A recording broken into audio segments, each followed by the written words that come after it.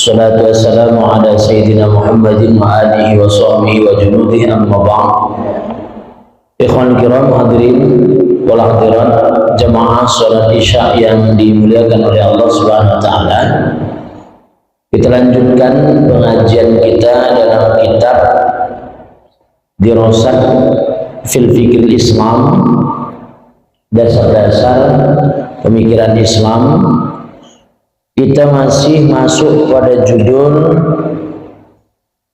An-Naqlatun Naw'iyatul Lati Ahdathaha al-Fikrul Islami fil Hayatil Insaniyati, yakni transformasi atau penyaluran dalam pemikiran Islam dalam kehidupan manusia. Jadi ada perubahan di kalangan manusia ketika mengambil Islam sebagai jalan kehidupannya. Dari mana jalan kehidupan itu? Dari mulai dia memahami ajaran Islam. Dulu dia tak tahu Islam, sekarang sudah tahu Islam. Sehingga dalam kitab ini setidaknya ada 6 kesimpulan yang ditetapkan oleh sahibul kitab, pengarang kitab ini, tentang apa saja yang berubah dalam kehidupan manusia itu ketika dia mengambil jalan Islam. Apa saja yang berubah? Yang pertama, naqlul fikril islamin nasa min ibadati ghairillahi ka asnami wan nari ila ibadatillahi wahdah. Yang pertama, bahwa berubahnya pemikiran Islam yang dialami oleh manusia. Pada awalnya dia beribadah kepada selain Allah, seperti menyembah patung dan menyembah api atau menyembah yang lain.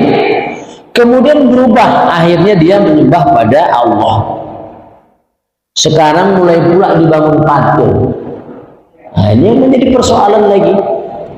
Yang lucunya kita melihat negeri ini kok banyak patung. Saya ke daerah mana itu ya? Daerah Indrapura kalau tidak silap saya. Ada patung. Banyak patung.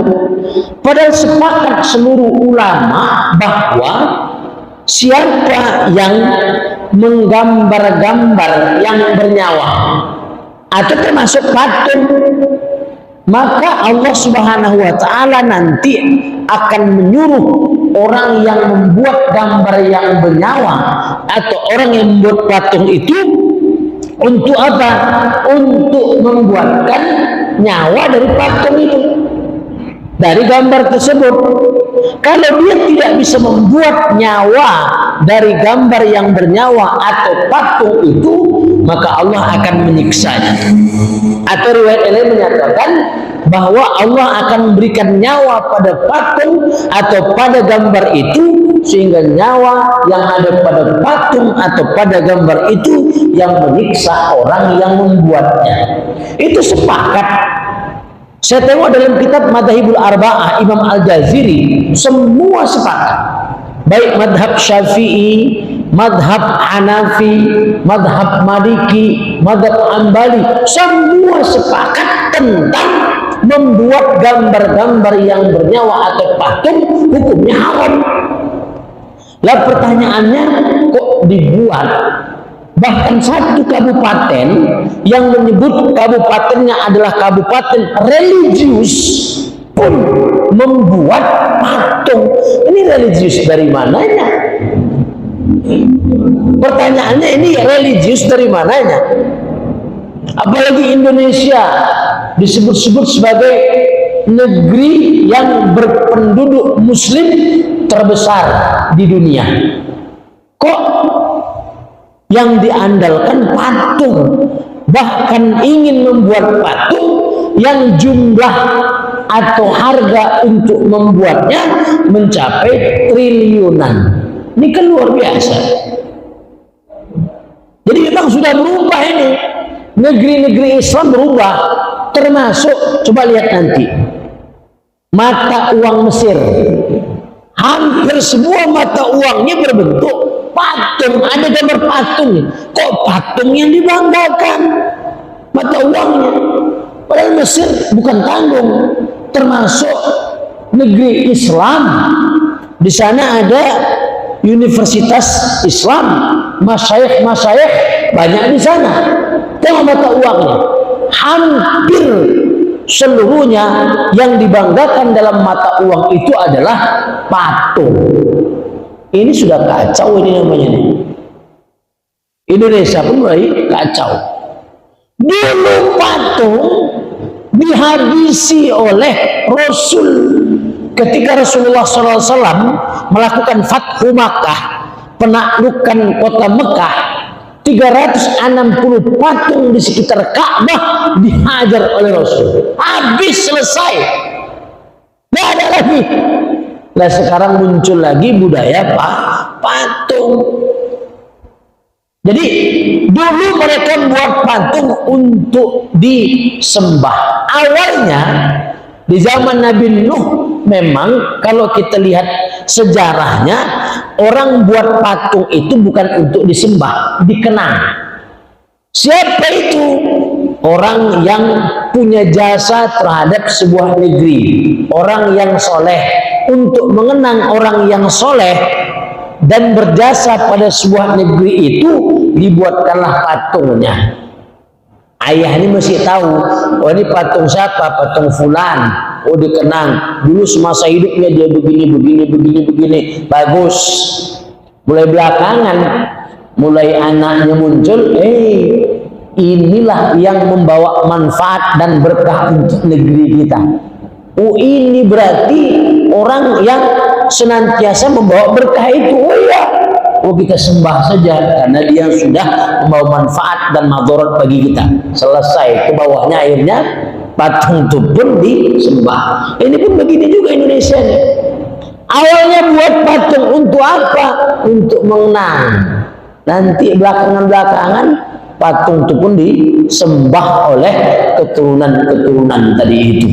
Memang jalan setan itu ada aja, banyak akalnya untuk menyesatkan kaum muslim dari jalan yang sebenarnya. Jadi berubah. Dulu budaya patung dibuat, disembah.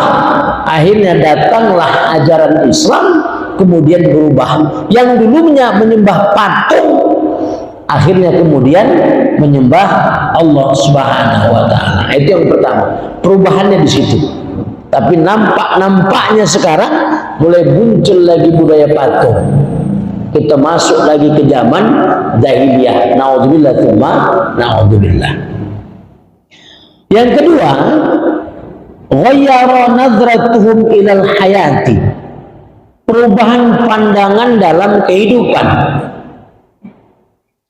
Min nadrati sudhiyatin ila nadratin amiqatin mustaniratin mumassalatin bil aqidatil islamiyati. Berubah pandangan hidup dari pandangan yang dangkal, dari pemikiran yang dangkal menuju kepada pemikiran yang mendalam bahkan cemerlang dan didasarkan pada akidah Islam. Apa pandangan hidupnya tentang akidah Islam itu? Wahia fikratun kulliyatun anil kauni wal insani wal hayati, yaitu pemikiran menyeluruh tentang alam semesta, manusia dan kehidupan. Wa amma qablal hayati, dan tentang apa-apa yang ada di sebelum kehidupan. Wa amma ba'dal hayati, dan tentang apa-apa yang ada di setelah kehidupan. Wa an alaqatil hayati bima qablaha wa ma ba'daha, dan tentang hubungan kehidupan ini dengan sebelum dan sesudah kehidupan ini. Ada apa di sebelum kehidupan? Ada apa di setelah kehidupan? Dulu orang hanya tahu tentang kehidupan dunia ini saja, tak tahu sebelum kehidupan ini ada apa dan setelah kehidupan ini ada apa. Setelah kemudian Islam datang, oh ternyata sebelum kehidupan ini ada Allah. Allah yang telah menciptakan manusia, alam semesta dan kehidupan. Setelah kehidupan ini ada apa? Ada negeri akhirat yang akan menanti kita. Karena itu apa yang harus kita lakukan? Yang harus kita lakukan adalah apakah kita termasuk orang yang menyembah Allah atau tidak. Ada pemikiran komunis. Dulu kan ada istilah nasakom, nasionalis agama komunis. Anehnya ini kok bisa terjadi tiga pemikiran.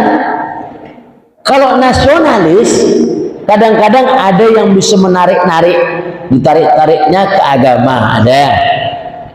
Yang aneh komunis. Kok bisa komunis ditarik kepada agama? Ini yang aneh. Kenapa? Karena komunis itu ateis, anti Tuhan. Siapa bilang komunis tidak anti Tuhan? Semua yang memiliki pemikiran komunis itu anti Tuhan. Kenapa? Karena pemikirannya berasal dari orang yang tidak percaya kepada Tuhan. Siapa? Karl Marx dan lain sebagainya. Ada Hegel, ada Engel, ada tokoh-tokoh komunis yang kalau kita melihat tulisannya, semuanya mereka tidak percaya kepada Tuhan. Kan itu pendirinya, termasuk Karl Marx yang menulis tentang teori evolusi yang mengatakan bahwa Tuhan itu tak ada. Maka komunis itu bukan pemikiran asli orang Indonesia, tetapi pemikiran orang-orang Barat, pemikiran orang-orang yang berasal dari luar Indonesia masuk kepada Indonesia. Akhirnya apa? Tergerus. Karena itu maka pemikiran komunis itu sebenarnya sudah diusir jauh-jauh. Pemikiran yang tidak sependapat dengan Islam itu nanti ada yang disebut sekuler. Apa itu sekuler? Memisahkan agama dari kehidupan. Dalam negara jangan bawa-bawa agama. Dalam rumah tangga jangan bawa-bawa agama. Menetapkan hukum jangan bawa-bawa agama. Agama itu hanya ada di masjid saja. Agama itu hanya ada di rumah ibadah saja. Keluar dari masjid, keluar dari rumah ibadah, jangan bawa-bawa agama. Itu namanya pemikiran sekuler. Karena itu maka ini tak pakai dalam Islam. Kita ketika sudah mengenal Allah sebagai Tuhan kita, apa yang harus kita lakukan? Dari mana kita berasal? Min aina ana? Kita ini berasal dari ciptaan Allah. Ila ainal masir? Kemana kita harus dikembalikan? Ke alam akhirat nanti. Kita datang dan berasal dari Allah, akan dikembalikan ke akhirat, sehingga dalam kehidupan dunia ini kita harus mau buat apa? Karena itu pertanyaannya adalah madza a'malu fil hayatid dunya? Apa yang harus kita lakukan dalam kehidupan dunia? Ada Tuhan, ada Allah sebelumnya yang telah menciptakan kita, dan Tuhan Allah Subhanahu wa taala akan meminta pertanggungjawaban dari setiap aktivitas kita. Dimintanya nanti bukan enak-enak aja dalam hidup ini, tahu-tahu kemudian tak ada pertanggungjawaban. Ada pertanggungjawaban. Pertanggungjawaban itu tentang pertanggungjawaban apa? Semuanya. Ya ayyuhalladzina amanu qu anfusakum wa ahlikum naro. kita sebagai kepala rumah tangga juga akan diminta pertanggungjawaban. Apakah istrimu itu solehah atau tidak, sholat atau tidak, nutup aurat atau tidak? Itu nanti juga diminta pertanggungjawaban. Anakmu pernah kau suruh sholat atau tidak? Anakmu kau didik dengan agama atau tidak? Siapa yang bertanggung jawab? Kepala keluarga. Tanggung jawab. Bukan hanya persoalan dalam keluarga kita, misalnya sebagai ketua BKM pun bertanggung jawab, sebagai kepala yayasan pun bertanggung jawab, Kepling bertanggung jawab, kepala desa bertanggung jawab, camat nanti bertanggung jawab di hadapan Allah, bahkan kepala negara itu luar biasa pertanggungjawabannya. Wa kullukum ra'in wa kullukum mas'ulun an ra'iyatih. Setiap kalian adalah pemimpin dan setiap pemimpin akan diminta pertanggungjawabannya nanti di hadapan Allah. Maka bukan hanya dalam kehidupan di masjid saja kita harus sesuai dengan perintah dan larangan Allah. Allah yang telah menciptakan kita punya perintah, punya larangan. Allah yang telah menciptakan kita punya undang-undang, punya aturan. Apakah undang-undang atau aturannya itu kita laksanakan atau kita tinggalkan? Ada pertanggungjawabannya. Oh, ada. Karena itu pertanggungjawaban itu bukan hanya kita sebagai kepala keluarga, kita sebagai masyarakat pun akan bertanggung jawab. Kita sebagai rakyat pun akan bertanggung jawab. Apakah kita betul-betul menjadi rakyat yang sesuai dengan perintah dan larangan Allah? Semua diminta pertanggungjawaban. Wa kullukum ra'in. Setiap kalian adalah pemimpin.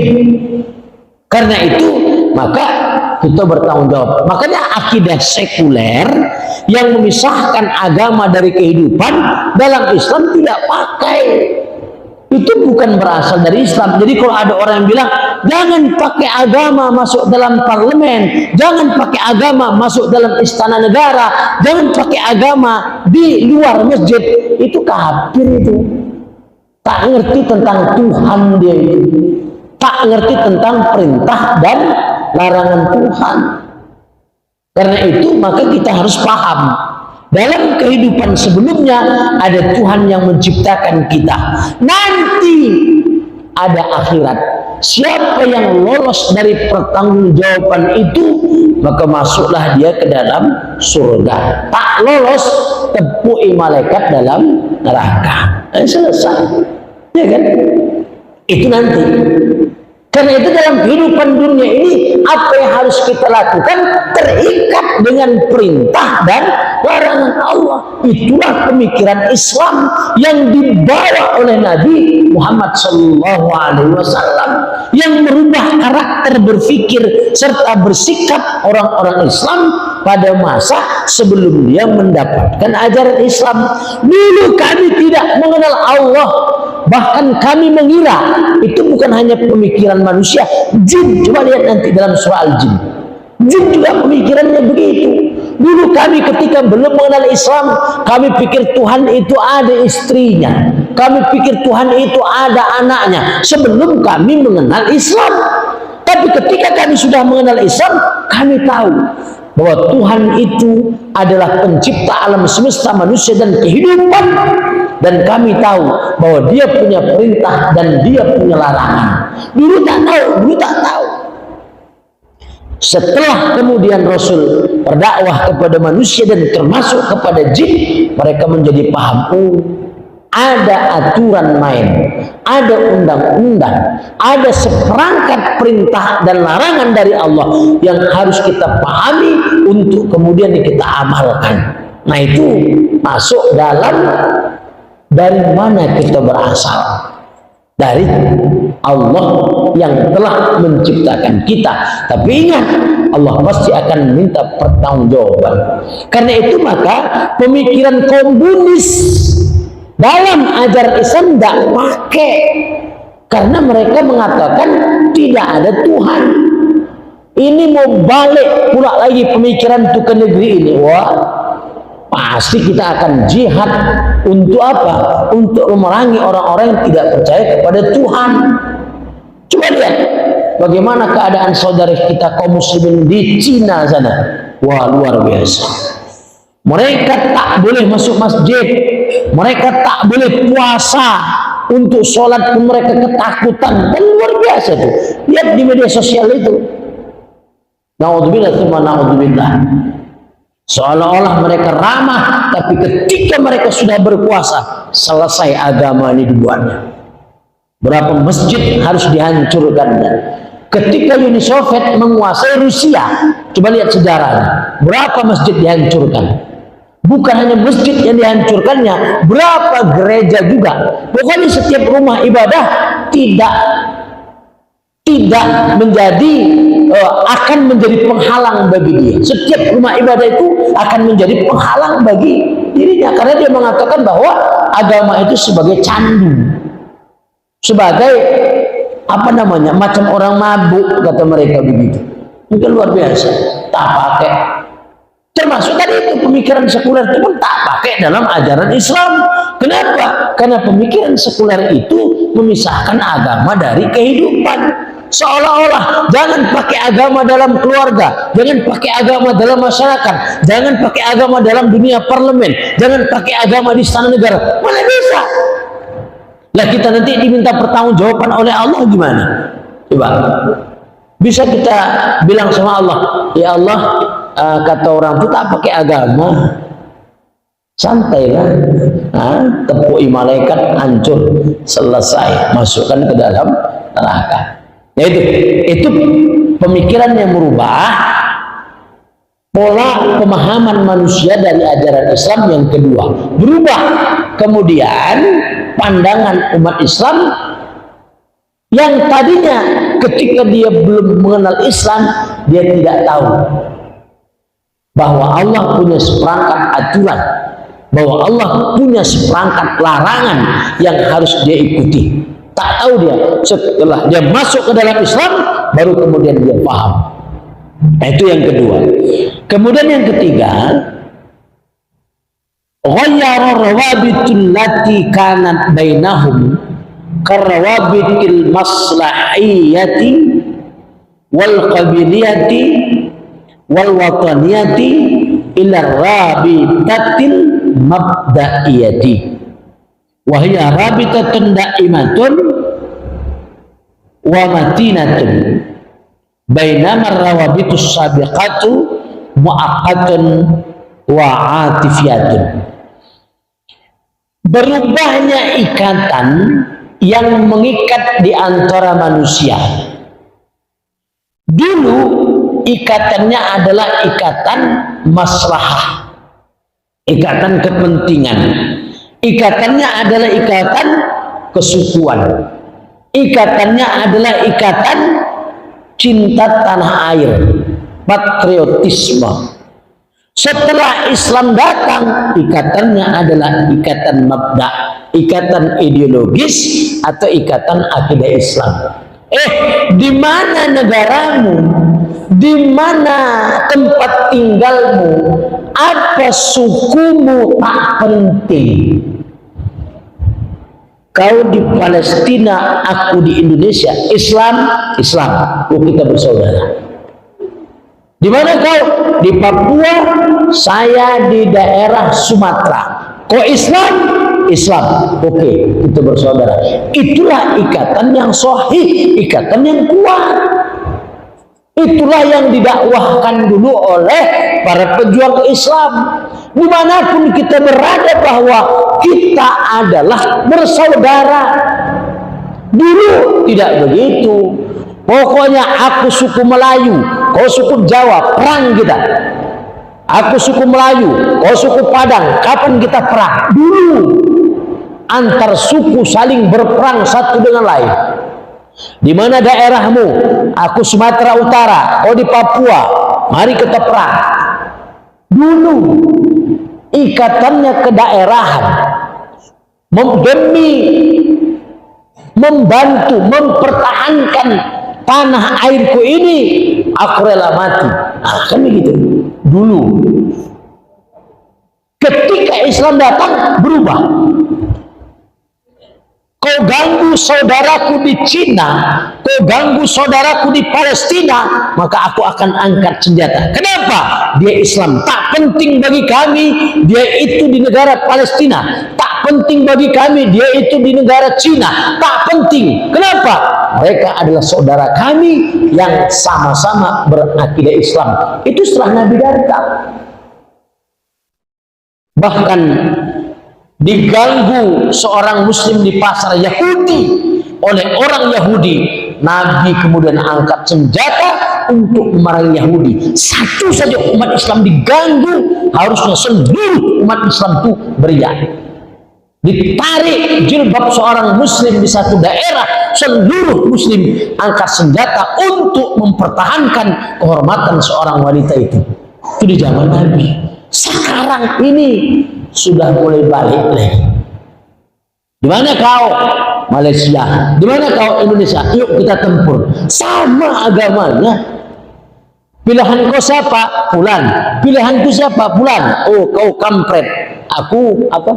Satu lagi cebong. Sama-sama Islam, berantem. Kenapa berantem? Ada kepentingan di dalamnya. Kita tak butuh jadi apa-apa. Yang penting negeri ini diatur sesuai dengan akidah Islam, sesuai dengan Islam. Ini yang kita minta. Kita tak butuh mau jadi apa-apalah. Kalau mereka butuh jadi apa-apa, kenapa? Enak. Kalau tak enak mana mungkin? Masa kemudian sudah mencalon menjadi kepala negara, mau calon lagi, bahkan mau calon lagi menjadi kepala negara seumur hidup, berarti kan enak. Jangankan kepala negara, kepala desa pun mau calon lagi. Jangankan kepala negara, kepala desa pun mau calon lagi, berarti kan enak. Hidup di dunia tak ngerti ya bahwa nanti dia pasti akan mempertanggungjawabkan sebagai kepala negara, sebagai kepala daerah, atau sebagai kepala desa di hadapan Allah. Tidak ngerti. Bahkan ada satu penjelasan para ulama itu menjelaskan begini: orang yang menyesal nanti dalam kehidupan dunia ini, dia diberikan amanah tapi dia tidak menjalankan amanah sesuai dengan perintah dan larangan Allah, ketika nanti dia mati, dia minta balik. Dalam kehidupan dunia ini minta balik supaya apa? Supaya dia minta melepaskan diri dari amanah itu.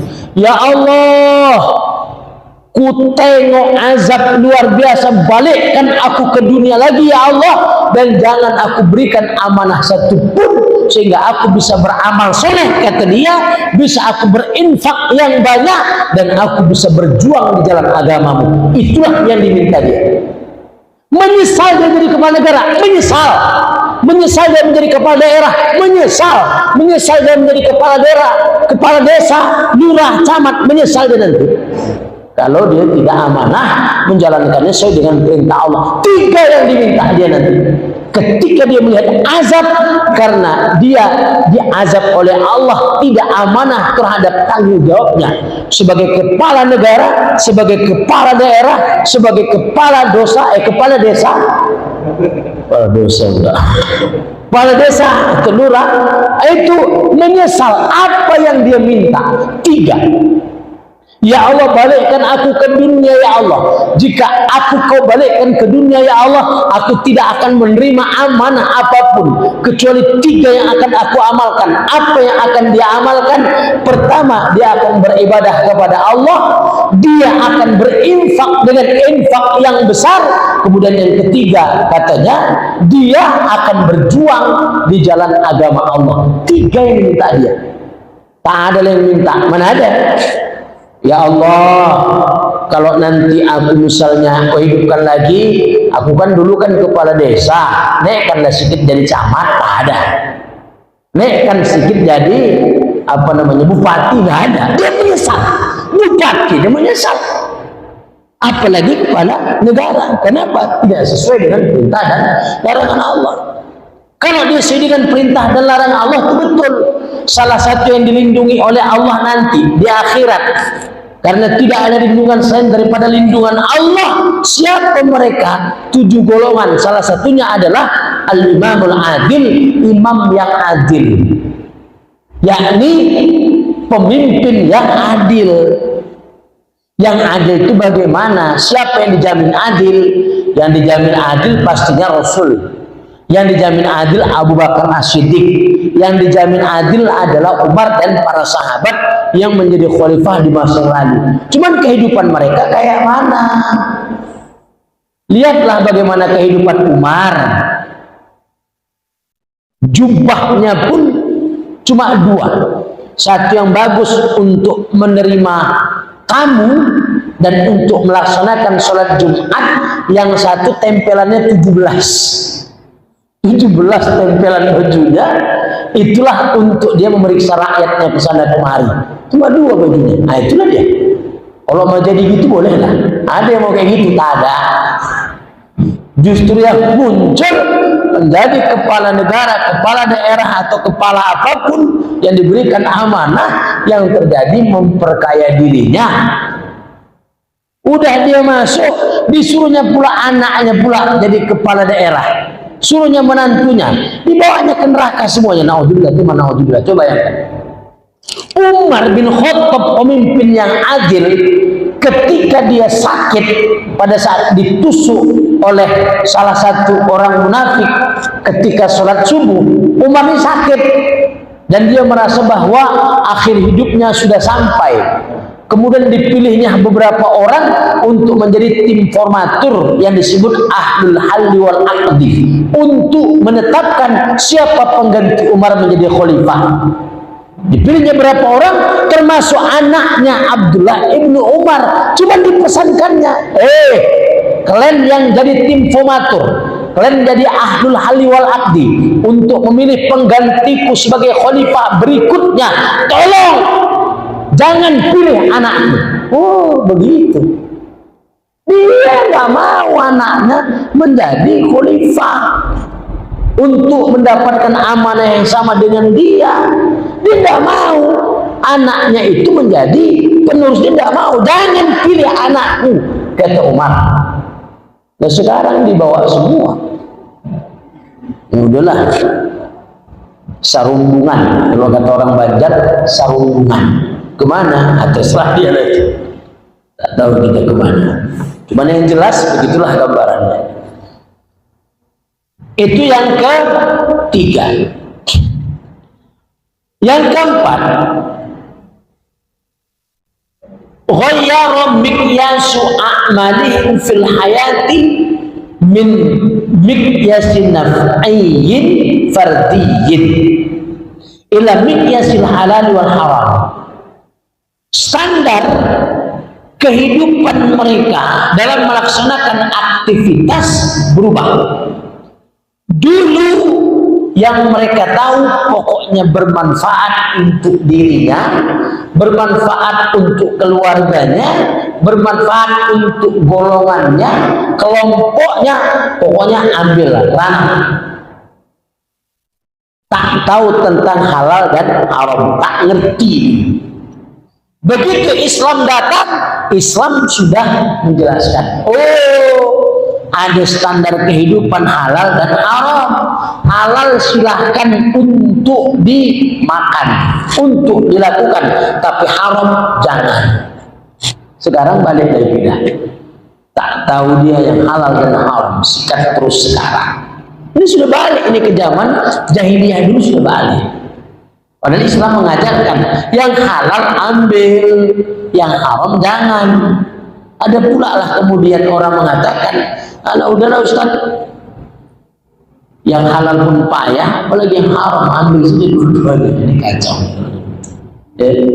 Jadi standarnya adalah halal haram. Sekarang kayak lagi, pokoknya babat. Ada untungnya, ada.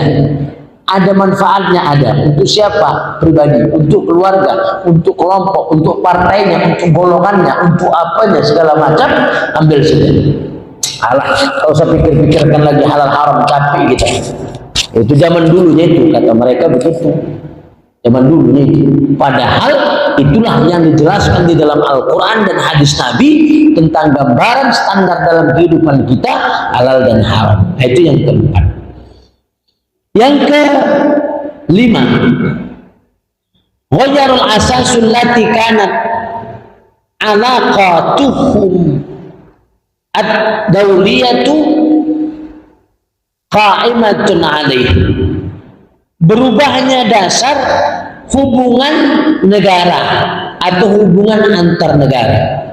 Faba'du an kanat qa'imatun ala asasil masalihil madiyati wal atma'i wal huruf. Dulu hubungan antar negara itu dasarnya adalah hanya ingin mencari materi, tamak, dan ingin perang, saling menguasai. Itu dulu. Kenapa orang-orang barat itu datang ke Indonesia? Termasuk salah satunya adalah ingin mencari materi. Apa bahasanya? God, glory, gospel.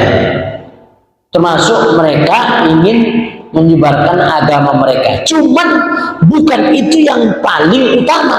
Yang paling utama adalah menjajah, mencari rempah-rempah ke negeri ini. Awalnya berdagang, tapi akhirnya kemudian perdagangan tidak sehat. Pada saat kita membaca dalam sejarah, para sultan di berbagai negeri Indonesia ini kemudian memutuskan hubungan dengan mereka. Kenapa? Karena pembayaran tidak lancar. Kemudian mereka marah, lantas mereka mengerahkan pasukannya, mengambil harta dari rakyat di negeri ini dengan jalan paksa. Bukan hanya mengambil dengan jalan paksa, bahkan rakyat di negeri ini disuruh untuk kerja paksa. Bayangkan kerja rodi. Itulah penjajahan itu, tamak. Itu kalau di Indonesia ada VOC, Veredik de Ost-Indische Company. Itu maka dalam film-film itu company. Company itu sebenarnya adalah satuan kamar dagang atau misalnya sebuah komunitas perdagangan internasional atau secara nasional yang dimiliki oleh sebuah negara. VOC itu punya Belanda, Verenigde de Oost-Indische Company itu punya Belanda, VOC. Nah, jadi begitu mereka ke daerah lain mau ngapain? Mau menjajah, mau mengambil hasil sumber daya manusianya, sumber daya alamnya, bahkan sumber daya manusianya ingin mereka jajah. Dulu otaknya begitu, bahkan ingin merusak. Maka ya kita dengar, walaupun sebenarnya tidak benar sebenarnya bahwa Indonesia itu dijajah selama 3,5 abad. Ini pun tak pala benar ini. Kalau dihitung dari 1600-an, Indonesia belum dijajah. Tidak pala benar 3,5 abad. Tetapi begitulah bahwa Indonesia negeri Islam dulu pernah dijajah. Siapa yang melakukan penjajahan Islam? Oh, bukan. Ketika Nabi Muhammad SAW belum diutus, begitulah gaya kehidupan orang-orang Romawi dan Parsi. Romawi dan Parsi menjadi dua kekuatan untuk melakukan penjajahan ke seluruh dunia. Romawi menguasai hampir berbagai macam kawasan di negara, melakukan penjajahan. Parsi juga begitu. Begitu Islam datang, Islam kemudian menjadi negara superpower di dunia. Kemudian berdakwah. Tujuannya apa? Tujuannya untuk mengembangkan ajaran Islam, mengajari manusia tentang bagaimana kehidupan sesuai dengan perintah dan larangan Tuhan, perintah dan larangan Allah. Itu tujuannya. Maka setiap daerah yang difutuhatkan oleh pasukan Islam, ambil daerahnya untuk menjadi kawasan Islam, penduduknya mau beragama sesuai dengan agamanya yang lama pun tak apa-apa. Kenapa? La ikraha fiddin, tak ada paksaan untuk masuk dalam agama Islam. Tetapi cara hidup mereka tetap diatur. Bagaimana berpakaiannya, bagaimana kehidupan mereka di tengah-tengah masyarakat, hubungan pria wanitanya.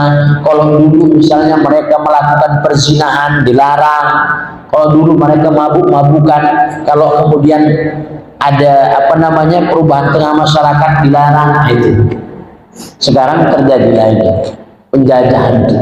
Bahkan sekarang muncul penjajahan gaya baru. Fisiknya tidak dijajah, tapi daerahnya mulai dijajah.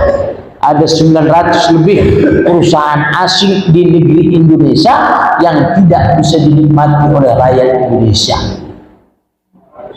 900 lebih perusahaan asing di negeri kita ini bercokol ambilnya. Bahkan beberapa pulau-pulau itu sudah dibeli oleh mereka, beli pakai uang dolar. Maka saya bilang dalam ceramah saya sebelumnya, dolar itu penipu. Kenapa? Mereka cuma mencetak uang dari 6 batang pohon, cetaknya sudah bisa beli dia pulau yang besar. Kenapa? Karena mereka tidak diawasi, mereka tidak dikontrol berapa melakukan cetakan uang itu. Ya, suka-suka hati mereka. Nah, mereka berkuasa. Tapi kalau rupiah itu dikontrol. Makanya dolar ada di mana-mana. Kita pegang dolar, laku di mana-mana. Kita bawa dolar ke Indonesia, laku. Kita bawa dolar ke Malaysia, laku. Kita bawa dolar ke Mesir, laku. Kita bawa dolar ke mana? Ke Timur Tengah, ke Cina, laku. Rupiah laku. Hah? Ke Malaysia pun tak laku. Rupiah ke Malaysia tak laku. Kemana? Ke Mesir tak laku. Timur Tengah rupiah laku. Tidak. Kenapa dolar laku, rupiah tak laku? Di sini kan kita tahu bahwa sebenarnya ada penjajahan menggunakan taktik ekonomi dan keuangan ke negeri-negeri Islam tadi itu. Penjajahan itu kadang-kadang yang kita tidak sadar. Penjajahan itu memang ada, dulu bentuknya fisik, perlawanan luar biasa. Akhirnya mereka menggelontorkan dana yang cukup besar untuk menghadap perlawanan secara fisik. Oh, taktiknya, wah ini kacau nih, semuanya ini melawan nih, hidup mulia atau mati syahid. Takut mereka mati, ini kacau kita. Banyak dana gelontor, banyak pasukan kita yang mati juga. Ubah taktiknya. Udah merdeka, kalian merdeka, secara fisik merdeka, tapi secara ekonomi, pola pemikiran dan keuangan mereka tetap melakukan penjajahan. Sehingga ya tetap, kalau dulu mereka mengambil hasil dari negeri ini, oh jangan harap, harus peregang nyawa dulu. Kenapa? Perlawanan. Sekarang tak ada perlawanan. Monggo, silakan ambil banyak-banyak. Silakan, dipersilahkan sekarang. Nah, coba bayar. Ini ngaji apa ngerempet? Ngaji sambil ngerempet. Ya. Yang terakhir, yang keenam, wayara mafhum sa'adati indahu, berubahnya pemahaman mereka tentang kebahagiaan. Fa ba'du an kanat sa'adatu tatamatsalu fi isba'i syahawati wa raghabati min na'imid dunya. Sebelumnya persepsi pemahaman tentang kebahagiaan oleh orang atau oleh manusia adalah mengikuti hawa nafsu. Nah, dulu mengikuti hawa nafsu dan menjadikan prioritas utamanya adalah dunia, menginginkan kehidupan dunia. Dulu Dulu pokoknya dunia, tak ada terikat akhirat, tak ada, dunia saja. Kalau bahasa yang paling simpel, untuk kehidupan perut dan satu jengkal di bawah perut, itu perut dan satu jengkal di bawah perut, itu aja. Hawa nafsu, syahwat dan keinginan tentang dunia, tak ada persepsi kehidupannya tentang akhirat sebelum Islam datang. Tetapi setelah Islam datang, asbahati sa'adatuhya nailu ridwanillahi fasaru la yuhabbunal mauta wa yatamannawna syahadata fi sabilillahi li'annahum yudrikuna anna dunya ma ya illa jahwal akhirati. Begitu. Setelah Islam datang, maka persepsi pemahaman kehidupan dalam kebahagiaan mereka sudah berubah. Kalau dulu hanya kebahagiaan dunia semata, hawa nafsu, kemudian berubah, kebahagiaan itu adalah meraih ridho dari Allah, meraih ridho dari Allah, sehingga mereka tidak takut mati, bahkan menginginkan mereka mati dalam keadaan syahid di jalan Allah, karena mereka paham bahwa dunia ini tidaklah semata kecuali jalan untuk menuju akhirat. Itu paham sudah bahwa akan ada satu kehidupan yang lama nanti di akhirat, bahwa akan ada satu kehidupan yang mesti kita capai, yaitu di akhirat, dan itulah kehidupan yang khalidina fiha abada, kehidupan yang selama-lamanya. Dunia ini hanya sementara saja. Paham dia. Inilah yang disebutkan oleh Allah Subhanahu wa taala di dalam Al-Qur'an. A'udzubillahi minasyaitonir rajim. Bismillahirrahmanirrahim. Wa minan nasi may yashri nafsahu ibtigha'a mardatillah. Dan ada sebagian manusia yang menjual dirinya, yang mengorbankan dirinya semata-mata untuk mengharapkan ridho dari Allah. Tak peduli dia berapa infak kau sekian, tak peduli dia, yang penting banyak. Untuk apa dia berinfak banyak? Untuk mencapai kehidupan di akhirat yang selamanya. Untuk apa kau berjihad? Untuk apa kau berdakwah? Untuk apa kau berjuang untuk agama ini? Untuk mencapai ridho Allah. Berubah. Kalau dulu dari pagi mulai bangun tidur sampai tidur lagi kata Mbah Surip, itu yang dia dalam kepala otaknya cuma dunia saja. Wah, dunia aja. Berapa dapat satu harinya? Berapa ya? Besok udah penuh duitnya, kemana mau main judi ya, kemana mau melacur ya, kemana, udah banyak itu duitnya. Cuma itulah yang dipikirnya, mencari dunia untuk memenuhi keinginan syahwatnya. Beli mobil satu, mau besok dua, itu tiga, banyak lagi. Rumah kunci mau dibangun agak besar lagi, besar, bertambah. Nah, inilah yang terjadi di Timur Tengah ini. Berlomba-lomba mereka ingin membuat gedung yang paling tinggi. Nah, ini bakal gedung tertinggi di mana itu? Di Timur Tengah itu, yang menara Khalifa itu. Itu di mana itu? Abu Dhabi. Ini bakal dikalahkan oleh Arab Saudi karena dia akan bangun gedung yang paling lebih tinggi lagi. Pun nanti akan dikalahkan kan negara setelahnya itu juga akan bangun lebih tinggi lagi. Wah, berlomba-lomba dalam kehidupan dunia. Kan gitu. Kau tengok mobil kawan cantik kali, tengoklah aku beli juga 4. Jadi berlombanya dalam kehidupan dunia. Nah itu, jadi kalau orang yang faham, maka dia akan berlomba-lomba fastabiqul khairat, berlomba-lomba untuk meraih kehidupan di akhirat. Nah itulah yang menjadikan Islam itu benar-benar rahmatan lil alamin, rahmat, berkasih sayang, memberikan keamanan bagi seluruh aktivitas kehidupan manusia. Kenapa? Karena prioritasnya bukan hanya kehidupan dunia ini. Dia tidak akan tamak dalam kehidupan dunia ini.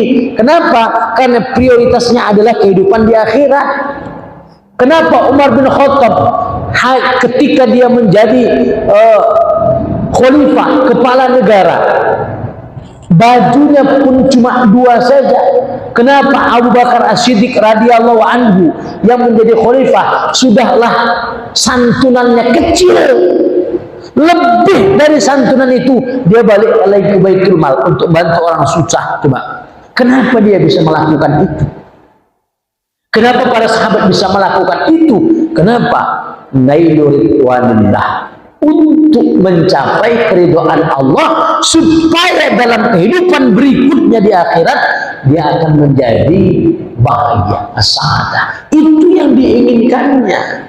Kehidupan berikutnya bagus, kehidupan berikutnya itu tidak seperti dalam kehidupan dunia ini. Kenapa? Ada surga yang akan menanti orang-orang yang beriman dan beramal soleh, tetapi sebaliknya akan ada neraka yang menanti orang kafir dan orang-orang yang fasik. Itu karena itu maka 6 hal inilah yang berhasil diubah oleh Islam terhadap orang-orang kafir sebelumnya. Akhirnya kemudian berubah. Hampir seluruh dunia mengambil jalan Islam. 2/3 dunia pernah dikuasai oleh umat Islam. Tapi setelah umat Islam runtuh sekarang, mulai lagi mereka berebut tentang kehidupan dunia ini. Maka insya Allah kita siap untuk betul-betul membela agama ini, supaya agama Islam ini tampil kembali ke depan. Untuk apa? Supaya dunia ini diatur sesuai dengan perintah dan larangan Allah. Bukan supaya kita jadi kepala negara, tidak. Bukan kita ingin menjadi kepala daerah, bukan. Bukan kita ingin menjadi orang kaya, bukan itu tujuannya. Berjuang di jalan Islam bukan itu. Supaya negeri ini dan negeri-negeri yang lainnya itu benar-benar diatur oleh perintah dan larangan Allah. Namanya Islam itu kan rahmatan lil alamin. Wa ma arsalnaka illa rahmatan lil alamin. Rahmat bagi seluruh alam, bukan rahmatan lil muslimin. Bukan rahmat bagi umat Islam saja, bukan. Kalau Islam diterapkan, insya Allah dia akan menyantuni siapapun, baik orang yang beragama Islam maupun orang yang tidak beragama Islam. Orang yang tidak beragama Islam itu terserah, tapi dia tetap dihormati sebagai orang yang kafir, orang yang tidak beragama Islam, selagi memang dia tidak memerangi umat-umat Islam. Itu. Jadi 6 hal inilah yang menjadi perubah di antara pola fikir orang-orang kafir yang akhirnya masuk ke dalam Islam. Dan alhamdulillah selama lebih kurang 14 abad namanya, ajaran Islam benar-benar diterapkan dan menjadi rahmat bagi seluruh alam.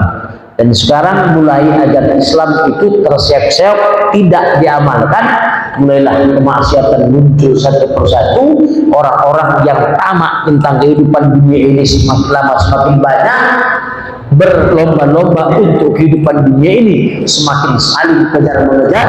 Kenapa? Karena sudah meninggalkan ajaran Islam.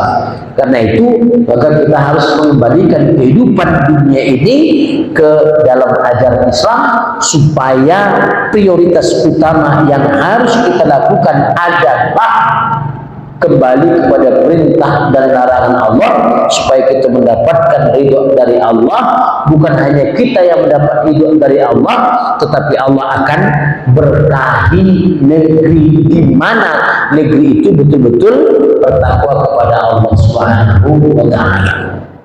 Tapi kalau misalnya negeri itu tidak beriman, tidak bertakwa kepada Allah Subhanahu wa Ta'ala, maka pasti Allah akan berikan laknat, jatuhkan bala kepada negeri itu. Mudah-mudahan Allah Subhanahu wa Ta'ala memberikan keistiqomahan kepada kita untuk tetap terus-menerus memperjuangkan agama ini sehingga kita berhasil mengembalikan kehidupan di negeri ini dan di negeri Islam sesuai dengan kehidupan Islam, sesuai dengan perintah dan larangan Allah.